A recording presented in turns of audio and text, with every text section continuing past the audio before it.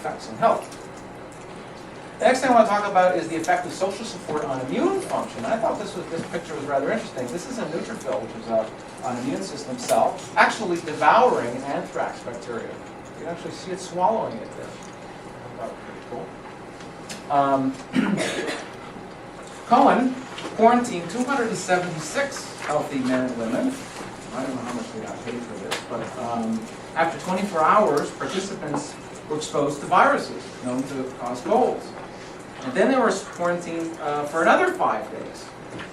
And then what Cohen did, and his colleagues did, was he computed a measure of social network diversity. Social network diversity is the number of different types of relationships the participants had. So 1 point was assigned for each type. So different types were like parents. If they were a parent, or a child, or a friend, or a workmate. So the number of different types was this measure of social network diversity. Okay, and then every day they checked for signs of cold. Oh, what did they find?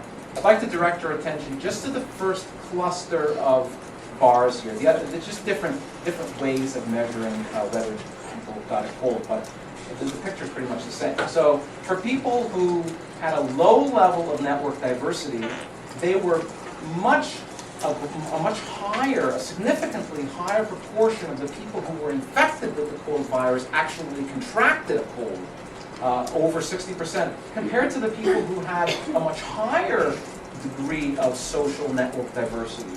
So it appears that it was almost like it was about 35 versus 65. So it was almost like double the risk. So, and again, the only difference here was the amount of diversity, the number of different types of relationships that people have made a big difference as to their susceptibility to a cold. So, another way of putting this is two people go onto the subway, a crowded subway, and there's somebody sneezing there. And somebody sneezes right on you, okay, or right on these two people. The person who has a high degree of social network diversity may not get a cold, whereas the person who is relatively isolated will get the cold. That's the kind of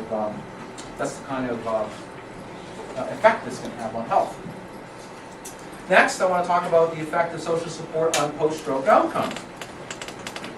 Stroke patients were contacted within 48 hours of the stroke. They were given a whole battery of tests to assess all kinds of risk factors, everything from fasting blood tests, cognitive status, functional status, neurological exam, the whole works. And then they were also assessed as to their level of support before their stroke. They were asked about their degree to which they felt supported before the stroke, whether they were married and so on and so forth. Then they were followed for 5 years. There were 655 patients, and they were followed for 5 years. So what happens? Actually, I just want to, this is just over detailed here, if you're overread that. Really, I just want to show, and really focus on this information here. They found that atrial fibrillation, which is asynchrony in heart pumping, it's not efficient, it was was shown to have the highest degree of risk. So people who had atrial fibrillation before their stroke had a much higher risk of an adverse cardiac event after the stroke. Okay? Well, that actually doctors have known for some time, no big surprise. But what's interesting is social isolation had a risk that was almost identical to atrial fibrillation. And this is after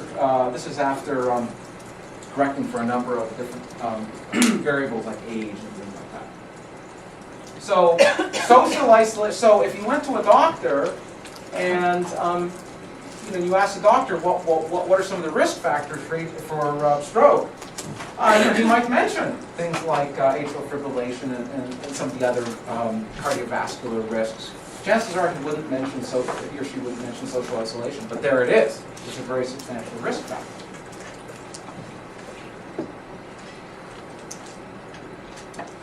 Okay, so now I've looked a little bit about all the benefits to health if you are connected. And now let's see what happens when you are disconnected. I love this like balls. I put them all together as red balls. Okay, so what happens, social exclusion and immune function? Well, this was actually a pretty recent study.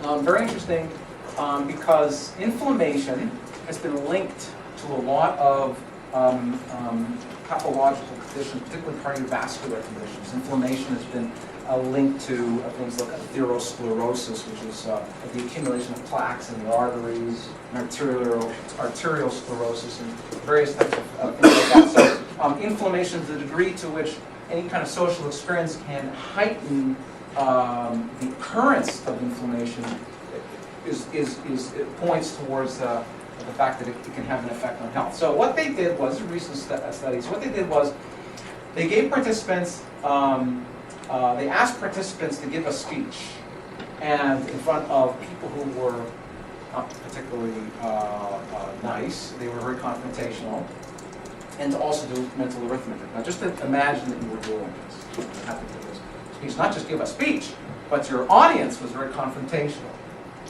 Okay, and then they took saliva samples, these cotton swabs in the mouth. You bite down, hold it up for 10 minutes, and then they got two markers for inflammation. One is tumor necrosis factor, TNF, and the other was interleukin 6, IL-6. Then, at a subsequent time, they had participants come in, they stuck them in an fMRI scanner, and they had them play cyberball. And Professor McDonald saved me the need to explain cyberball now, so you all know what it is. Okay? And then what they did was they examined the correlation between the neural activity during a social rejection, being so rejected, these two guys are throwing the ball, and this guy is just, the player, his hand is not never getting the ball. They examined the correlation between neural activity that they saw in the fMRI scanner and those markers of inflammation as a result of in reaction to the social stress. Okay.